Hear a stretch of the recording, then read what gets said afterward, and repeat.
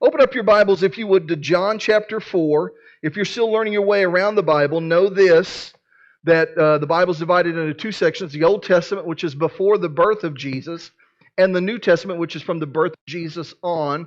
And so John is in the New Testament. It's the fourth book of the New Testament: Matthew, Mark, Luke, John. John was a follower of Jesus. He was one of the disciples. He was the last one to pass away. He lived to be, we think, probably in his 90s. He was the only one that didn't die by martyrdom. They tried to boil him, and they were ineffective at killing him. Can you imagine, like, you just won't die? So then they put him in prison, and then they also exiled him.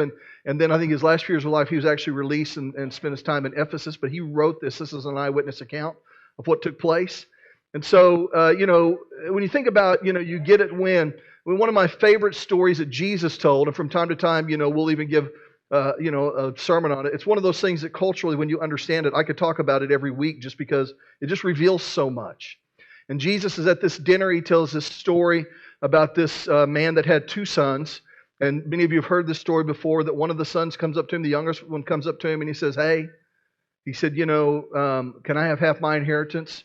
Which is an insult. It was really like him coming up to his dad and saying, "Someday half of this is going to be mine, and it just doesn't seem like you're dying fast enough. So if you could give me mine." And so you can imagine, this was probably a reflection of some conversations that had taken place, that the father had already known that his son was kind of disengaged with him, and this was just kind of the culmination of it. So the son left.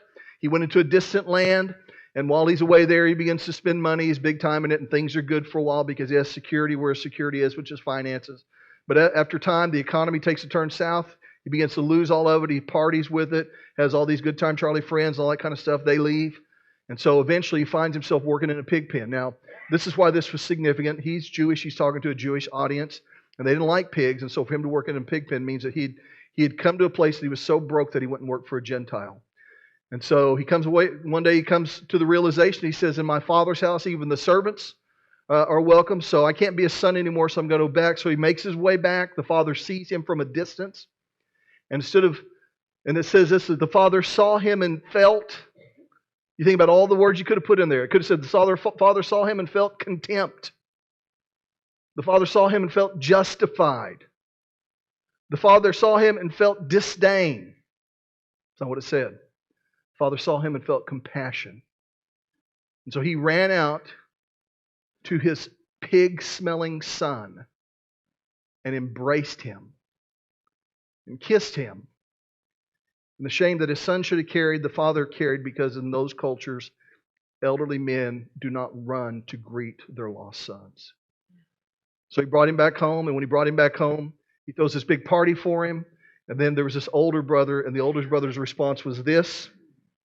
The older brother was angry and wouldn't go in. His father came out and begged him, but he replied, "All these years I've slaved for you, and you never once refused to do a single. I slaved for you, and never once refused to do a single thing you told me to.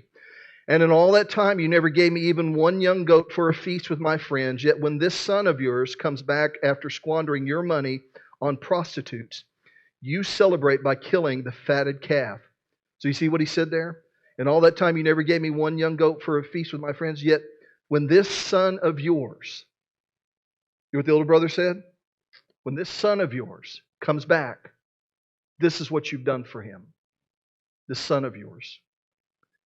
His father said to him, "Look, dear son, you've always stayed by me, and everything I have is yours. We had to celebrate this happy day for your brother. Not just my son, your brother.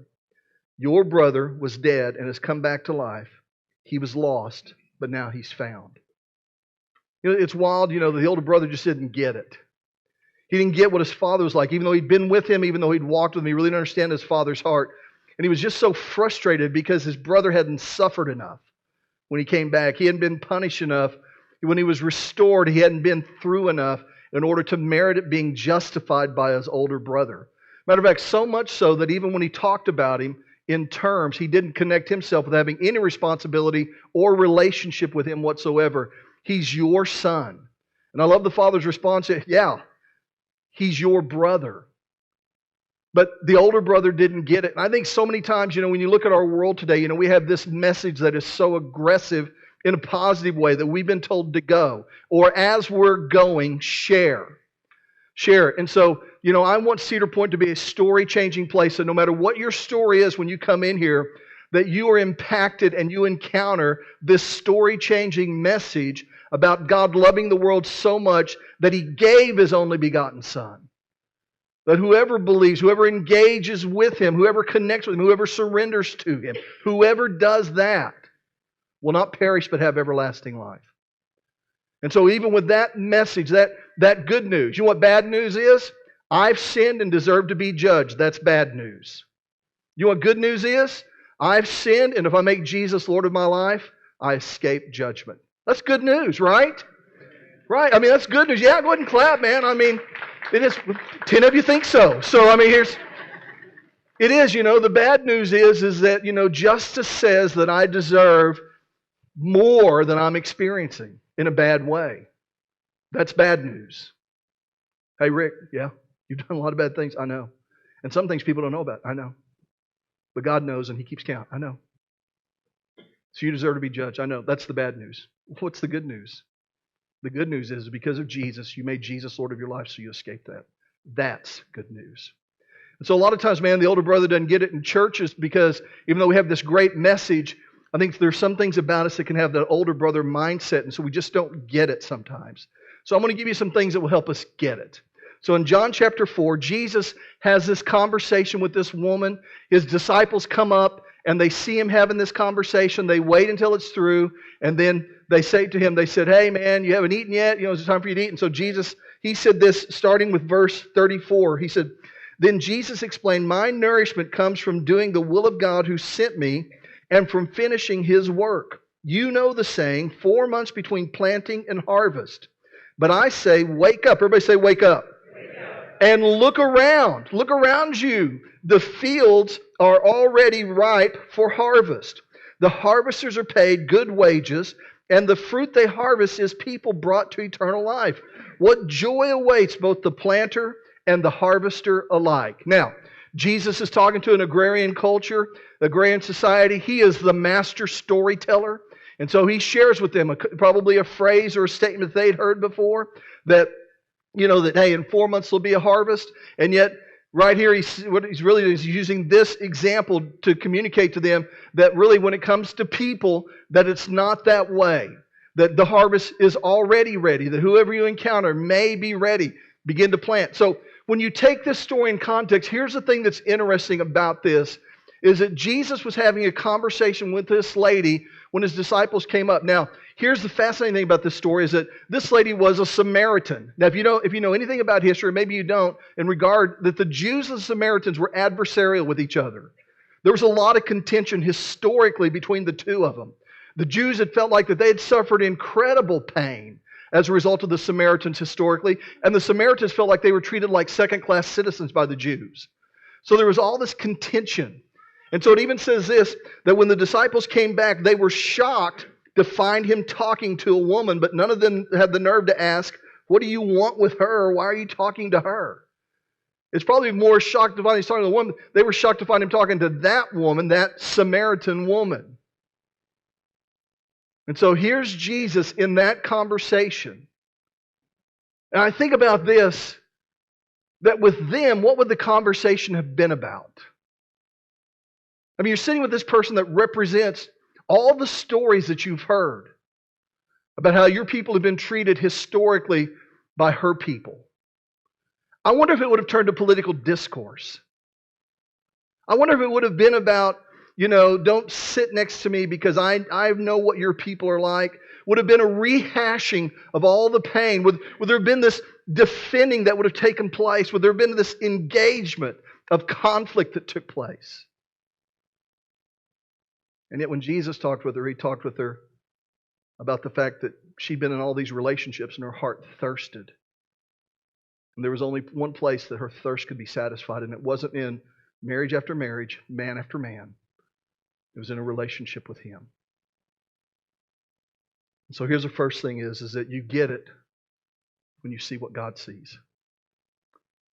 So many times, man, we label in our culture, in our society, and it eliminates our opportunity, that the things that separate us, the things that stand between us. And yet, When Jesus was telling the story that we were mentioning earlier, that the Father, all the things He could have identified His Son with, and here were the adjectives that He used to describe His Son. He was lost. In other words, lost to me. And then found. Found to me. To the older brother, it wasn't lost or found. It wasn't dead or alive. It was, spent your money on riotous living. This son of yours, spoken with in contempt. And the truth of the matter is that for us to get it as a church, that this has to be a story-changing place, that one of the things that keeps people out of church sometimes is the shame of what they've done. And knowing what's taking place in their world, they think, I don't need to go to one more place where I'll be reminded of the mistakes I've made. When people walk through that door, we don't identify them by their past, by their brokenness, by their voting record. We don't identify them by any of those things. It's, are you lost in your relationship to God and need to be found? Because that's a big deal for all of us. How do we see people? If they have to be like me, then we're missing it. We have to recognize that just like me, if they have no relationship with God, if Jesus is not part of their life, then they're lost. We don't say that in a condemning or judgmental way. We say it in a compassionate way because we want to have the heart that the Father has, that was looking out for His Son to return. And when He saw Him from a distance, He ran to Him and kissed Him as He smelled like pigs. In a culture that would have said, He is unclean, welcomed Him home. Because He didn't see a son that had betrayed Him. He didn't see a son that had went off and shamed Him by working in this pig farm. He saw a son that was lost, and now He's found. And so for us, number one, we get it. We see what God sees. Look at number two. If you would go with me to Luke 15. It's the book right before John. Luke 15, verse 1.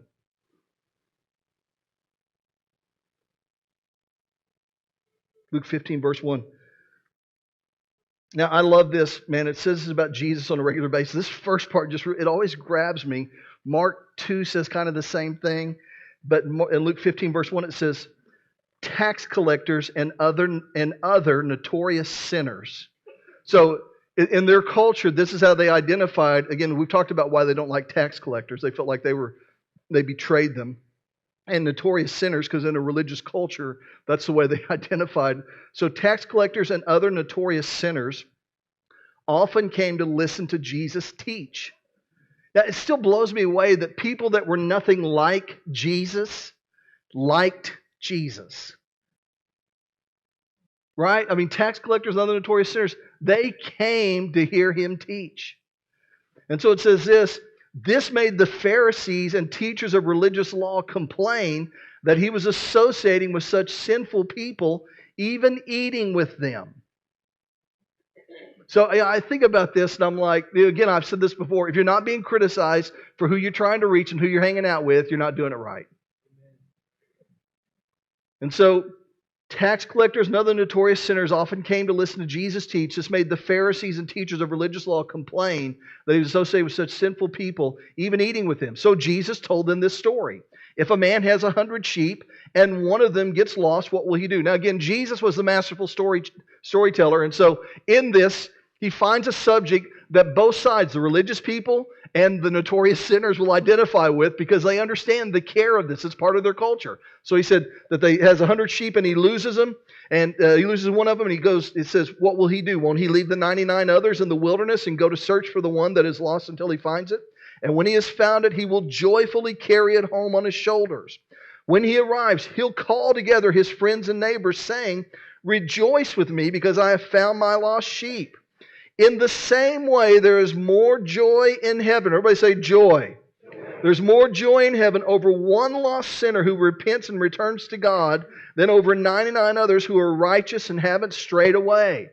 So there's joy in heaven when one person repents. In other words, they turn their lives around. turn it towards God, begin to walk towards Jesus, which means there's certain things we leave. Now, there's great joy in heaven over that. That's the thing that God gets excited about. That's the thing that matters to God. Now, right here, Jesus used sheep. You know, if he were like physically here right now and he was telling that story, he probably wouldn't use sheep. Maybe he'd use this story. If you had like 3 credit cards, how many of you in here have ever lost a credit card? Let me see your hand right here. Has it raised stress in your life when you've lost credit cards? Somebody didn't raise your hand. It may mean that the person that stole it wasn't spending as much money on it as you are. But here's the thing, is that when we lose it, we take no solace or comfort in the fact that we have 3 of them that we've lost one of. We take no solace or comfort in the fact that I still have 2 left. Honey, where's that other credit card? I lost it. When? About a month ago. What?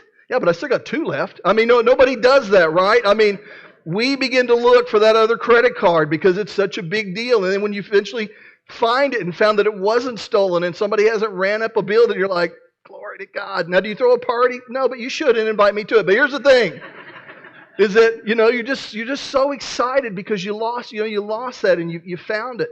And then he tells this other story.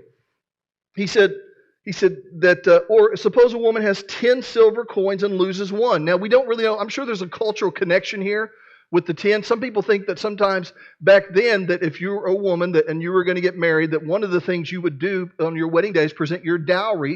In other words, it was a way of saying to a man, if you marry me, you get this. And so in some cultures, they would wear this headbands with 10 coins. And maybe she lost one of the coins out of that headband and didn't want to go out with just 9 coins. Like, it may be like, a missing tooth there or something like, hey, you got a coin missing. So, but it was one of those things that, I don't know. So, but it's possible. So, they really did have this anyway. So to go and but it's so important that she begins to look for it. She's not leaving the house without it. And eventually she finds it and calls her friends and says, I found my dowry. So she's just so excited about it. And again, Jesus said there's more joy in heaven over a person that turns to God and rejoices than even that. Now, I've shared the story with you that several years ago when our kids were little, that we went to California. And so one of the things we did is we went to the beach. I've told you before that we went there, and as we're there, they want to kind of go play out by the ocean and that kind of stuff. There's a lot of people there. I said, okay, well, hey, there's a lot of people here. So, here's your point of reference, our blue canopy. And so you just remember that. And so they go, and then it's been a little while, maybe a couple hours. We haven't seen Daniel. And so we're kind of like, hey, where's Daniel? So I'm trying to keep everybody calm and that kind of thing. But we have this one relative that was like, yeah, there was a kid taken from here last week. And I'm like, don't you belong to another family? So we're looking for him. And internally, my stress is starting to rise. And then after a little, finally, I see him running up his little body up there. And he can see the look on my face. And he kind of has some tension on his. And I'm like, where have you been? Fortunately, there's witnesses. So I'm like, where have you been? And so he's like, well, I'm just trying to find him. Like, I told you the blue canopy. And then he goes, and I look down at the beach, there's like 100 blue canopies down there. So he got to meet a bunch of different families that day. So here's the thing, is that, the story ends well, we get him back and all that kind of stuff. But what if the story was different? What if we didn't find him? I probably would have moved to California. The fact that I had 2 kids left would have been no consolation or no solace for me. And every time my phone rang and I didn't recognize the number, I'd probably answer it and say, is this Daniel? Just because my heart would never quit looking for him. And then what if on one fateful day, a few years later, I get a phone call, and on the other end, I recognize this voice that sounds just a little bit more grown up. It's my son. What kind of celebration would I have then? This is God's heart. When people turn and come to Him, He's not indifferent to it. It's what He celebrates. It's the thing that His heart longs for. In the same way, there's joy in the presence of God's angels when even one sinner repents. When one child returns home while I was looking for Daniel, everybody that joined in to look for him with me would be my friend. They would be somebody that I would feel this connection with because they were trying to help me find my lost son. And upon his return, There would be a celebration that would be unlike anything else, unlike losing a credit card and finding it, unlike misplacing something of value and finding it. It would be a celebration that would be different than anything else that I've found. Number two, you get it when you celebrate what God celebrates. When the things that we get excited about are the same things that He gets excited about. When we say that people matter to God around here, it can become a cliche, but the truth of the matter is they genuinely do matter. It was so cool, just yesterday, being part of a wedding and hearing how the story of those lives were affected by just a multiple set of circumstances. Last week we got to do some baptisms and hearing various stories that were affected as a result of that I just think about those moments. And I want this to be a story-changing place where we see people like God sees them. That we don't get caught up in the things that, our own personal social opinions, political ideas and that type of thing. But our thing is that are you lost in your relationship to God and need to be found? And again, not saying that in a judgment or condemning way, but in a compassionate way, because we remember what it was like to be lost to Him. And that being willing to reach people that are lost, that are wandering, that have gone from one canopy to the other, looking for the place that's theirs. That when they find that place, that's the big deal to us. That's our heart. Number two is this. You celebrate what God celebrates. Look at number 3. Romans chapter 5. You're in Luke there, so it's a few books over. After Luke is John. After John is Acts. And then after Acts is Romans. Romans chapter 5. This was a letter that the Apostle Paul wrote to the church at Rome, to some Christians there. It says this. Paul said this, inspired by the Holy Spirit. He said, when we were utterly helpless. The word helpless means helpless in our pain, in our addiction, weak or powerless to save ourselves. When we were utterly helpless, Christ came at just the right time and died for us sinners. Now, most people would not be willing to die for an upright person, though someone might perhaps be willing to die for a person who is especially good. But God showed His great love for us by sending Christ to die for us while we were still sinners. And since we've been made right in God's sight by the blood of Christ, He will certainly save us from God's condemnation. So Jesus shows up when we were utterly helpless. At just the right time, He died for us sinners. Paul included himself in that scenario and in that context. Now, most people would not be willing to die for an upright person, though someone might perhaps be willing to die for a person who is especially good. But God showed His great love, not just His love, but His great love for us by sending Christ to die for us while we were still sinners. Now, I believe that most of us kind of our world consists of 3 things. There's our normal everyday routine that people see us. And then we have the other 2 extremes. And one is our best days. Your best day when you're driving and you see a turtle walking across the road and you're like, oh my gosh, I don't want it to get hit. So you pull your car over and you get out and you go pick up the turtle and you carry it over the other road and you want to take a selfie of yourself doing it. You're like, with the turtle. You sit it down. Some of you have done that. Don't act like you haven't done that. You want the world to know that you are a turtle rescuer. I mean, that's what you want the world to know, right? But then also we have those moments where we do those things that in our selfishness or in our immaturity or in our brokenness, we make a decision and after it's all over, we're like, man, I hope nobody finds out about that. That's the part that Jesus died for. The part that we want to keep hidden because we're afraid it'll change how people see us. Because every time we think about it, shame rises up in us because we cannot believe that we'd make such a decision. That's the part He died for. Jesus didn't come to the earth because I was a mistaker in need of correction. He came to the earth because I was a sinner who was destined for judgment and condemnation. To spend an eternity in hell, He came to rescue that guy. That's the guy that He came to earth to rescue. And when I understand why He came as a Christian after I give my life to Him, it changes the way I see the world. It changes my understanding of the message. Do you know what bad news is? Bad news is that I sinned and I deserve judgment. Do you know what good news is? I sinned, and Jesus, when I give my life to Him, has rescued me from judgment. That's good news. And so as a result, we get it. We lose the risk of becoming the older brother when we get why Jesus came. Number 3 is this: when you understand why Jesus came, when we know why He's here, it's available. Will everybody get that? No. No, everybody won't. But everybody has an opportunity to. Everybody, as you hear this, you can respond to it, and you can choose not to.